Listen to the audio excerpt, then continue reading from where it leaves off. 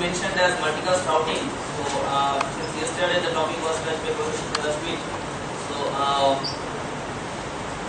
this is title of presentation. So at the beginning, let me confess that delay-tolerant networking in this field I am just a beginner. The presentation is based on the work done by my PG student who has just completed his master's program, and just unpublished work. Some preliminary results we are going to share with you, part of this. So, part of our ongoing project that you must have heard yesterday, that ITRA supported project is going on with the government. That is based on post-disaster situation management using wireless networks. So, part of that project. So, we start with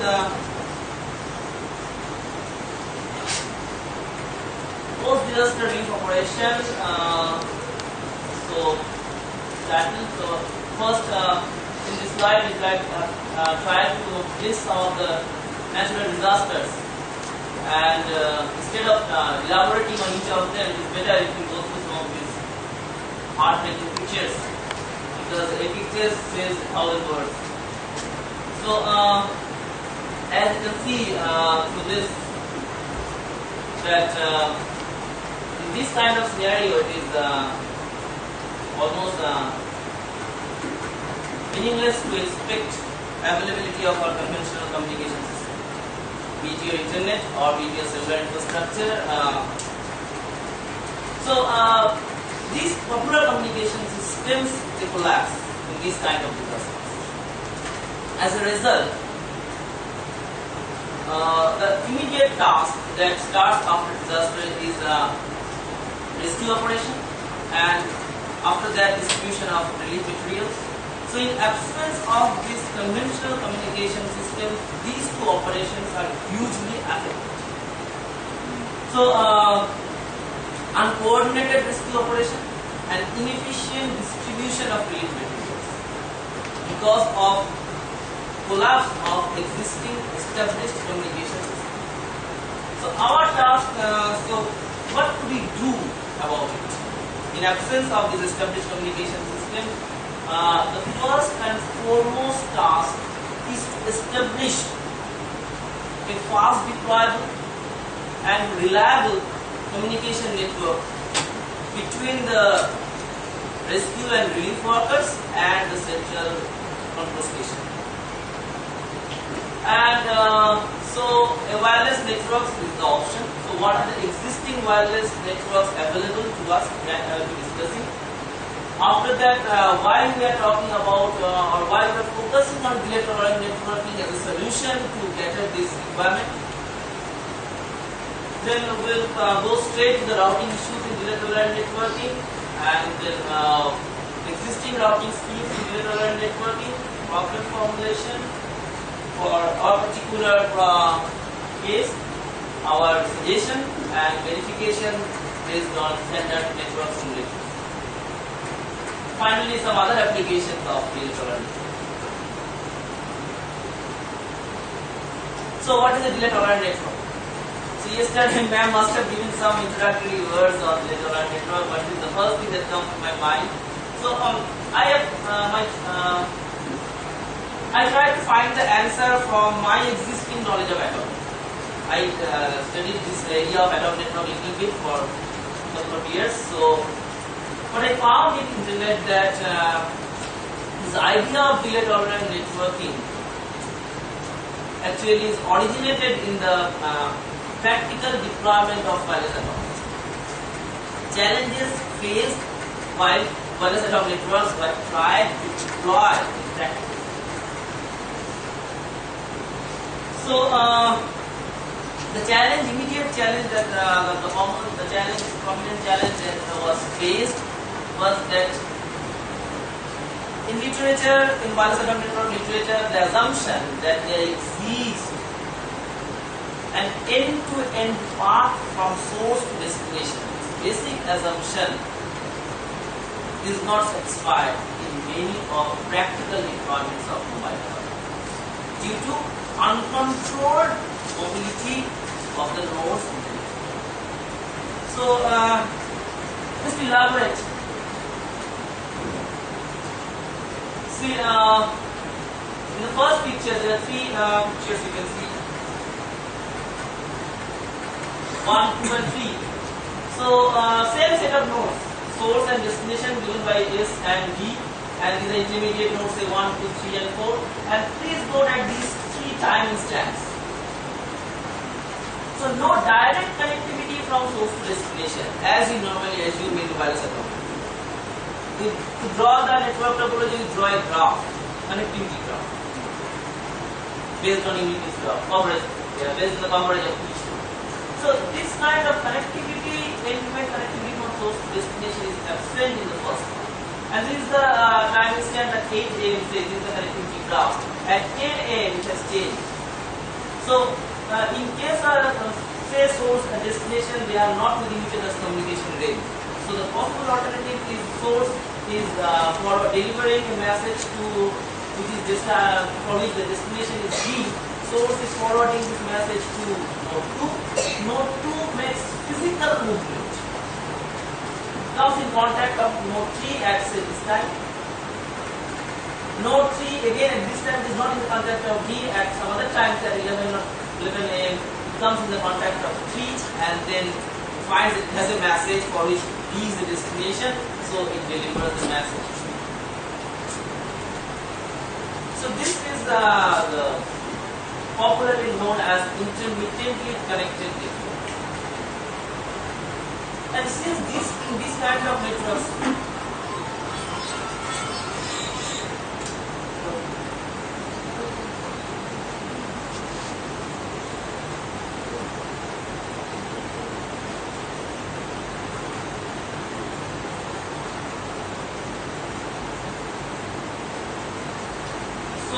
in this kind of intermittently connected networks, the delay that is incurred from source to destination is much greater compared to IP forwarding kind of protocol. So they are often referred as delay or lag. So connectivity is thus the message is delivered from source to destination finally, but the delay incurred here is say 8 am, the message starts, and at 11 am it is delivered. This is almost 3 hours gap, no way acceptable in IP framework. So, what about the history of bilateral line network? In 2000, it says that in 2001, Winsoft developed an architecture for interplanetary network. The figure is given here. The planned network in space, and the idea of BTN was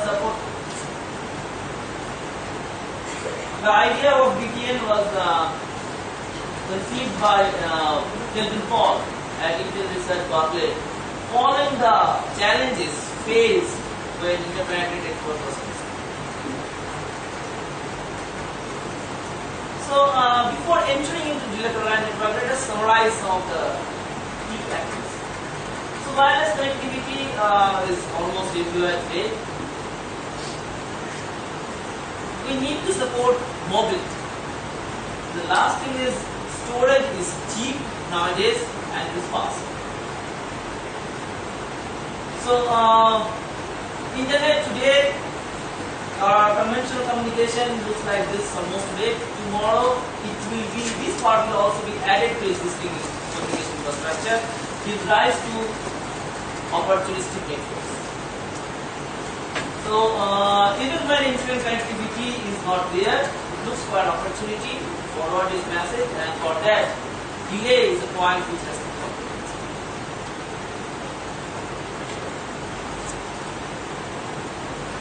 So, let us now look at some of the key factors of bilateral line networking. High latency, as I have already mentioned, low data rate, long latency data delivery, intermittently connected nodes, intermittently connected networks, long queuing delay because of the disconnection, and short range of contact. One of contact is only guaranteed, and dynamic network topology because of the heterogeneity in the behavior of the nodes. the behavior, the underlying network connectivity changes in a dramatic manner. So, as I mentioned before, planning a deployment of wireless networks in post-disaster scenario. So, what are the available wireless networks options? So, we all know are talking about wireless atomic networks, wireless sensor networks, something like this. So, yes, those who are already familiar, a quick review of routing in the sensor network. So, you have a sensor field and you have remote server where you want to gather information on the sensor field. So, this is through internet. The sensor modes are deployed in your sensor field, and through internet, the sensor modes will send data first to gateways, and then gateway is connected to internet, and through internet the data will be sent to remote server. So this is how the sensor network is formed. When they find the nodes are within each other's communication range, they establish connectivity, and this is how it flows. And wherever communication barrier is there, that path is not followed, and the information from the sensor field is communicated to the remote server to multi-hop communication.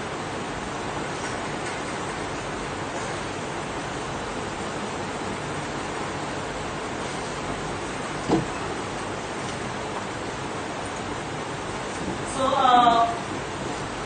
in traditional routing, whether it is a sensor network or wireless atomic networks, we are talking about existence of an underlying graph, a collection of nodes and edges. Nodes are the devices and the edges are the links between them. So, source to destination, there exists an end-to-end path, contemporaneous path, over which your data will be forwarded. So, in DTN approach, what is different? Conventional, we are familiar with routers, store and forward. Here we add one more term: store, carry, and forward. So, this is the relay source and destination 3-node network. No end-to-end connectivity between source and destination. Source and relay, when they come in each other's contact, the source forwards data to relay, and relay, when again comes in the contact of the destination, finally forwards data to relay. So, here I'd like to summarize some of the key differences between routing in MANET and digital wireless networks. So, end-to-end connectivity, the key thing, I'm repeating it, is absent in case of DTN, and in case of MANET it is assumed to be present. Delivery delay obviously is short in MANET, and here it is long. Transmission reliability in case of MANET is high, in case of DTN it is low because of the abrupt movement of the intermediate nodes. Routing behavior is symmetric. In case of DTN, routing behavior is asymmetric because it depends on the mobility of the intermediate node. It is random. So, existing routing approaches in DTN.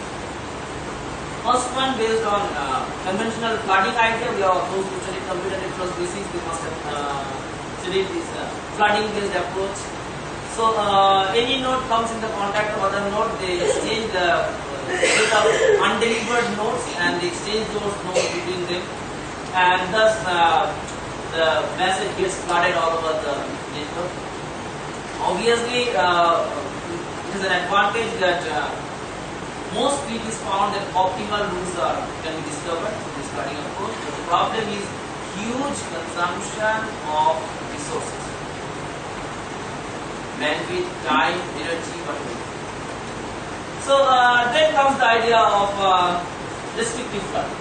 Okay, instead of following a pure epidemic could be an example of flooding-based approaches.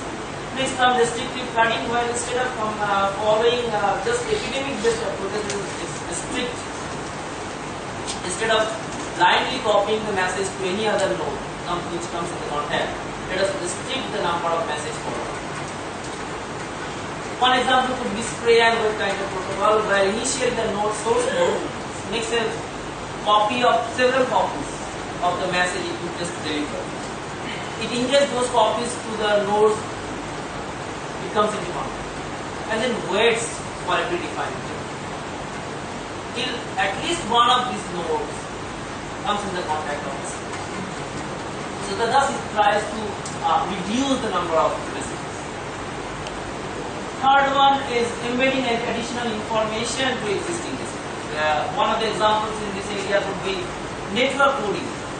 Many of you may have heard this phrase that instead of a popular example of network coding helping you to reduce number of transmissions is say A and B, two nodes, and between them you have a relay node C. A and B want to exchange some packets. So A sends the packet small a to C, B sends the packet small b to C. Now in case of conventional forwarding base, C will forward B to A and C will forward small a to B. In case of network coding, it suggests that let us C makes a combination of A plus C. It's a simple XOR operation. And now C simply sends one message both to A and C, that is A plus B. So node A receives A plus B. Node A has information on A, so it's an XOR operation. So A plus B gets B. Same thing happens in B side. It gets A plus B. Node B knows about B, so node B adds B to A plus B, gets A. So in this conventional forwarding case where it needs 4 messages, then it will be completed within 3 messages. So this kind of network coding in case of wireless network information theory, this idea has also been proposed to reduce number of messages in case of data. History-based approaches. One of the popular protocol I guess is Prophet. So it counts the number of encounters, past encounters of a node with another node before taking a decision whether this particular message will be delivered to a node encounters. It looks at the history. That how many times I have forwarded this in past, what is the history? How reliable this node is in terms of delivering the message to the destination. So based on this, the only objective is to reduce number of messages. That is the problem, key problem in this epidemic or fatigue. This is just one of the examples of history-based approaches that I have shared. If we summarize the limitations of existing schemes that were focused on higher delivery probability, say flooding-based approaches, they are not resource aware. Schemes that were more, they are ready to consider the resource constraints, they are not always destination aware. Sorry, there is a mistake from translation. So none of them, our common observation is none of them take very good care of in minimizing end-to-end latency. So what is missing is the dynamism to consider all the challenges together. So the recent approaches that we have found in literature is based on social networks. So instead of just considering the connectivity graph based on the mobility pattern, develop the connectivity graph based or contact graph based on the relationship. Actually, the idea of using social network analysis for routing is based on an interesting result of some sociologists. The experiment he performed, I guess, in 1967. Ram Miller, I guess, if I am not wrong. So he performed an experiment in Nebraska. The experiment was a letter was distributed to 60 participants, and they were asked to that the letter has to be the letter was delivered to another person in Boston, and they could only forward the letter once to any person they know. And obviously logical is which they feel to have a better probability to deliver the message of the letter to the final destination. So when the such experiment was conducted, it was found that the average of length from source to destination was found to be just 0.6, just 6. So this creates the small world value. So we are mostly connected by a very small, often we are connected, those who appear that you are unknown to me. It can be proved that very often we are connected by a very small chain of happenings. So the graph now has to be constructed based on the relationship. So the final objective is to ensure a very good delivery probability, at the same time taking into consideration the resource constraint. So some of the social network metrics that were used in recent literature, one is closeness centrality. So an example, what is closeness centrality? This is not your conventional graph of Weiner's network. This is a relationship graph. This node, say I am saying, is a very high closeness centrality based on that it has these links are representing its contacts.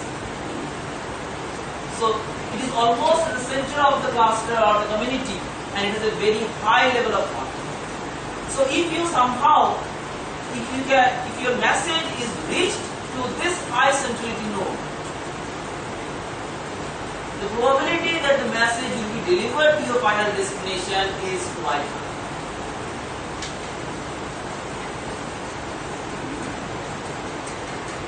Another social network-based metric is between the centrality. So this node, all possible pairs, if you consider these two communities, say these two clusters. So and consider there are between any pair of one member from this cluster and another member from this cluster, if you find out their shortest paths. In all of their shortest paths, you will find this node is common. So this node can be said that it has a high betweenness centrality.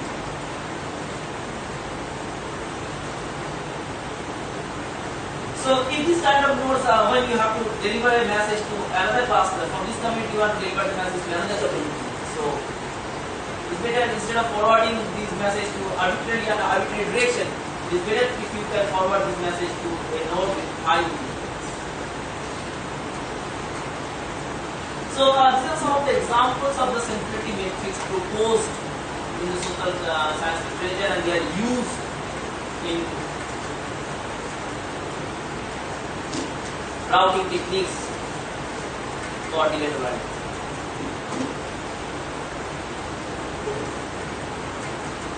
So now I'll briefly tell about our social-based routing schemes for disaster management. After this, if you have questions, please ask.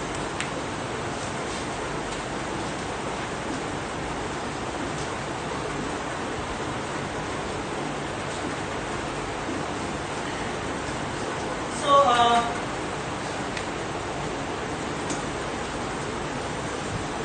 as if these are the community nodes, three communities are present in disaster site based on the islands affected,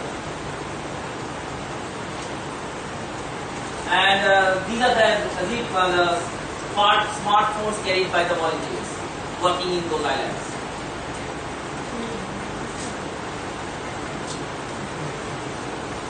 So these are the ferry nodes. Persons with mobile phones, and they are persons with smartphone and varying between these islands. Say this set of nodes are moving between A and B. This set of nodes are moving between A and C, and here they are random. So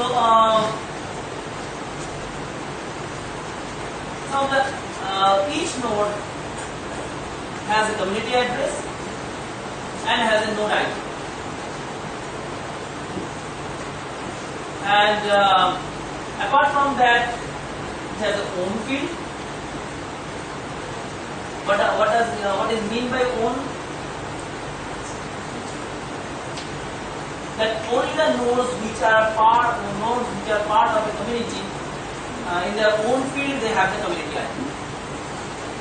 In case of any node, this node field is null. Besides, there are DC1 and DC2 fields. They are to show the IDs of the communities between which a pairing node is pairing this. Besides, there is another two fields, SC for stranger count and FC for friends count. The assumptions, in addition, one table is to be maintained, it is encountered node ID. And each message, obviously, we assume that has a message ID. So the assumption that we made that each node has a unique ID and each community has its unique community address. Two community nodes, they are located so apart from each other, geographically apart from each other, it is impossible for them to establish connection. Similarly, pairing nodes working so apart, geographically working so apart that they cannot meet. Same thing for similar assumption for pairing. So they are interested in sending message to a certain community, and once the message is reached to the desired community, we assume that message gets started. So the proposed scheme is divided into two parts. One is warm-up phase, and there is message forwarding.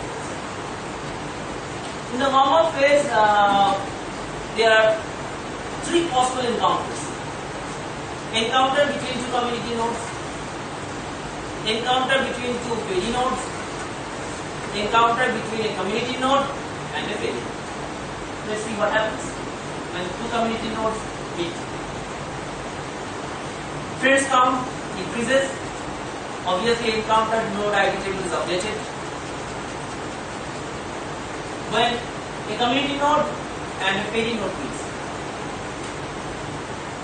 stranger count for the community node is increased.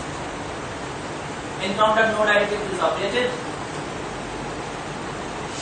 Pairing node copies the ID of own field from the community node to its either DC1 or DC2 field, whichever is null. And again make a call check function to see whether identical fields are there in this DC1 and DC2. If the two fields are identical, it will obviously make one field DC1 or DC2, so that the two IDs must not be identical. So if DC2 is already DC1 copies, after copying DC1 the own ID, if it finds matches with DC2, so it means DC2. Third is a encounter possibility between two pairing nodes, share their DC1, DC2 IDs and update them. So this is the algorithm for the warm-up phase.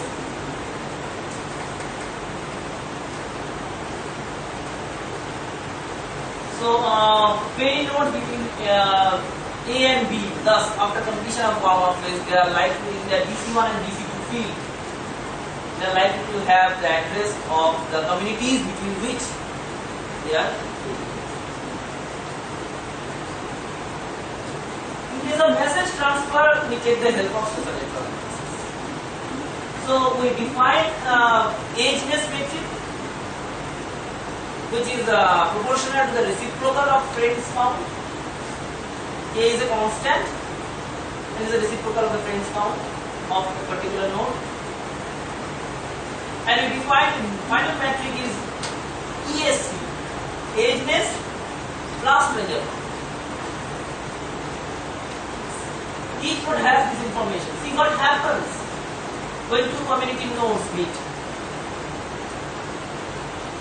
Say a node from community, particular community meets another node from the same community. So it will forward, it has message saved for us. So it will forward only if this A metric for B is found to be higher than ESC of.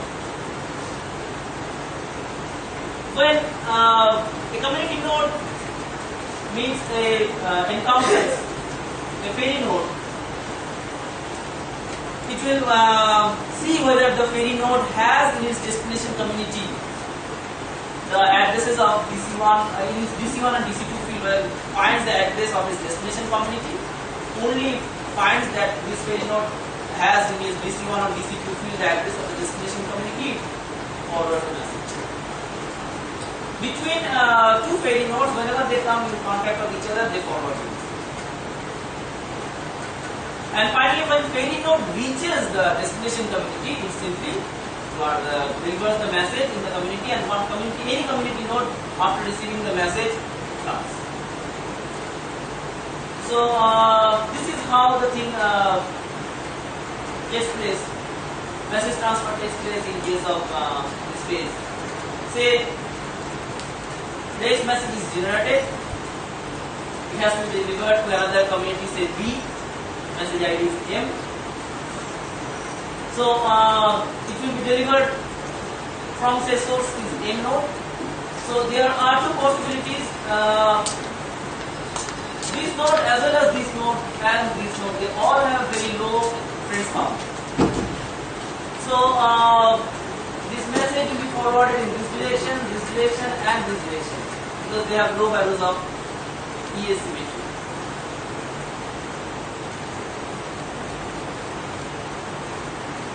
Since for this node, though the friends count is less, but since it is not in the contact of any of the fairy nodes, its ESC count is less, so this node will not be chosen even if it comes into the contact of source.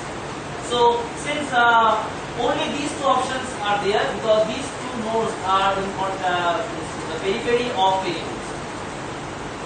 So the message is likely to be forwarded in this direction as well as in this direction.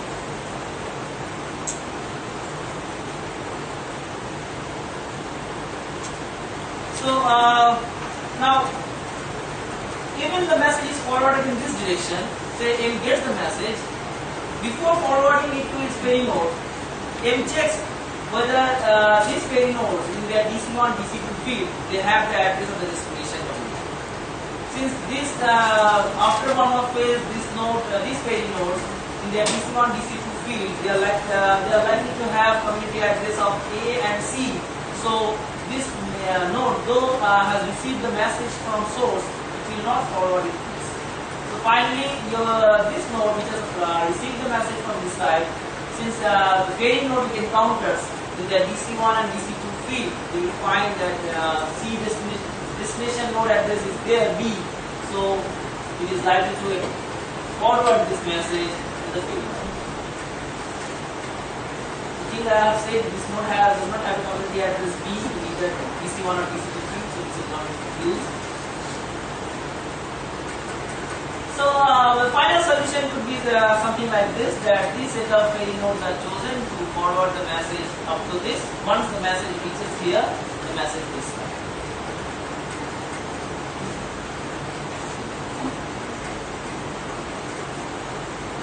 So this is the algorithm structure of this message forwarding phase.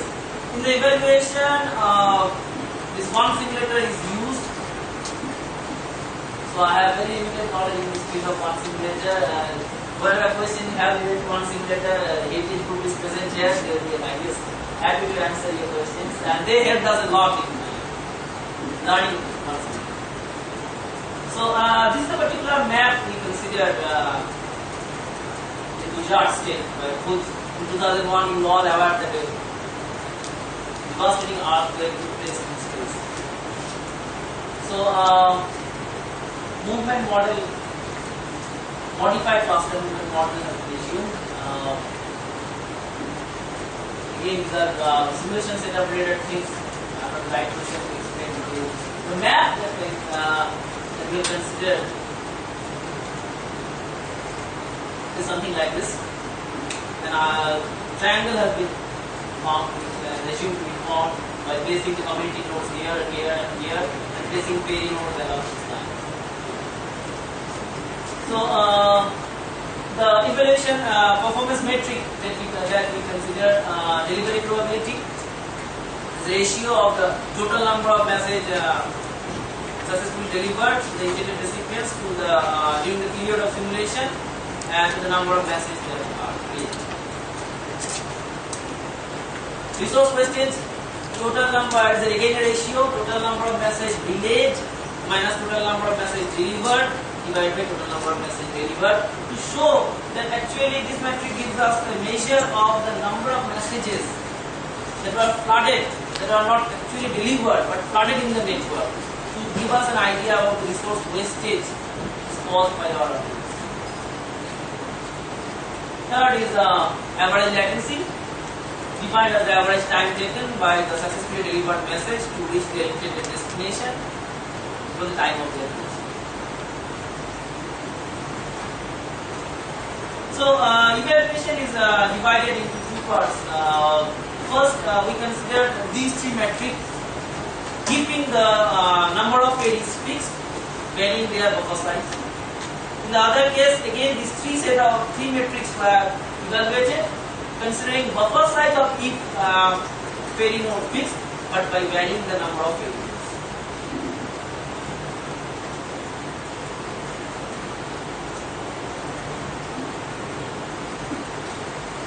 So,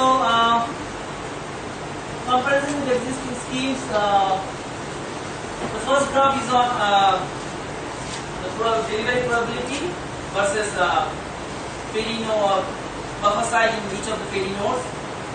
Other necessary parameters mentioned below, the comparison between forwarding schemes and existing routing schemes, keeping 5 queries in each path, 10 queries per community, and simulation time is found to be half a day, 12 hours. So what we can see that we have compared here performance with the very basic routing schemes, epidemic and spray and wet routing schemes with our forwarding strategy. And with increase in buffer size, all these three routing schemes are showing a trend of increasing delivery probability. Because if the buffer size is less, many of the messages are likely to drop. As you increase buffer size, messages are less likely to be dropped and delivery probability.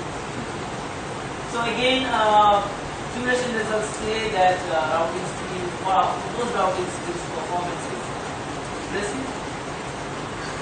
Similarly, we varied studied delivery probability by keeping the buffer size constant and varying the number of query nodes. That you can see is varied from very small to almost 30 nodes from 50 number of query nodes. Again, the buffer size has been fixed at 1.5. So delivery probability again is found to be almost for spray and wet and hour scheme. The delivery probability is found to be competitive. So we don't find any definite pattern in this delivery probability variation with number of query nodes, but on an average delivery probability improves as we increase number of queries. The next result is on overhead ratio. Again, buffer size in each query node is varied, and performance of epidemic routing is found to be very poor in case of overhead ratio, poor wastage of resources, or poor overhead ratio. The best overhead ratio is given by spray and wet scheme out of these three only. Best in the sense out of this three.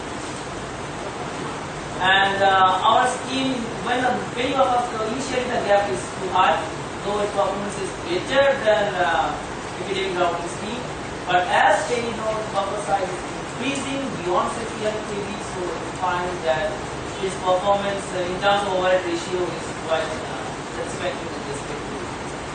Please note that the value is less, but it doesn't mean the value is zero. With respect to this scale, it seems that it is close to zero, but the value is never can't be zero.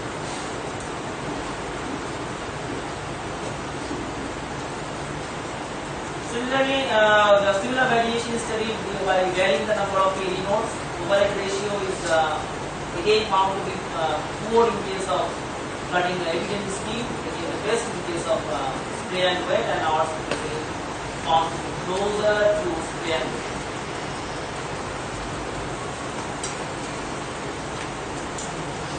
The last metric that we have studied is latency. Again, by varying the buffer size, the best latency we find is after buffer size increases this value, so critical pipeline, the latency in our scheme is almost comparable with the latency of epidemic scheme, and latency improves by increasing buffer size.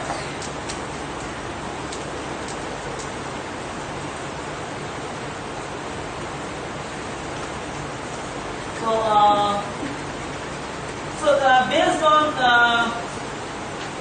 the summary of the results, we can say like this: that in terms of latency, the performance is impressive.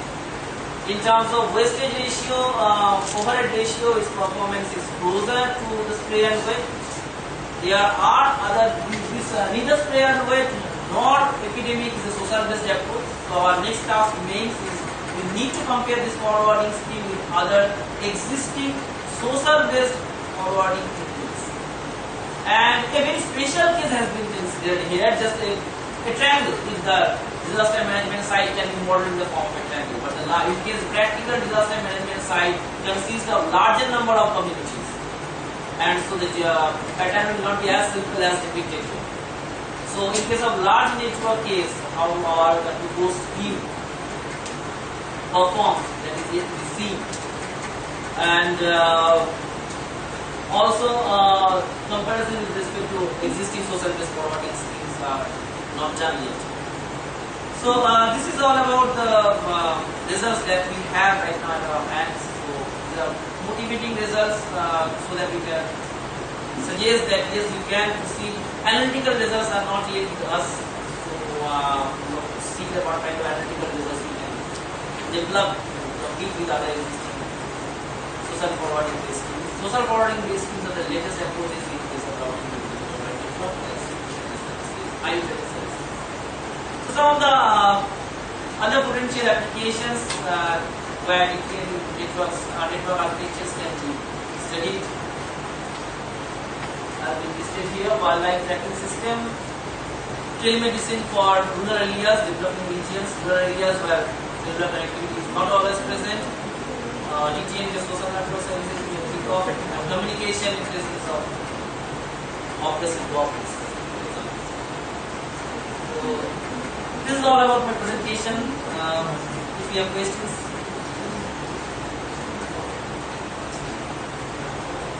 These are the references.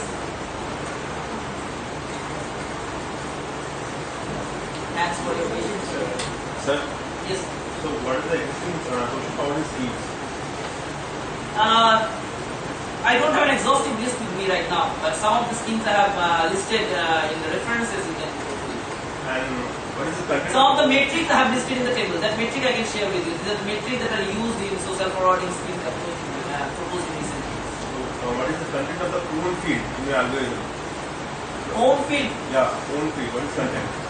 Own field says the ID of the community. It is valid only for a community member. It doesn't exist for a failing. We have proposed some common data structure we maintain in each node. So only for community nodes, own field stores the community address, and we assume that each community node is aware of this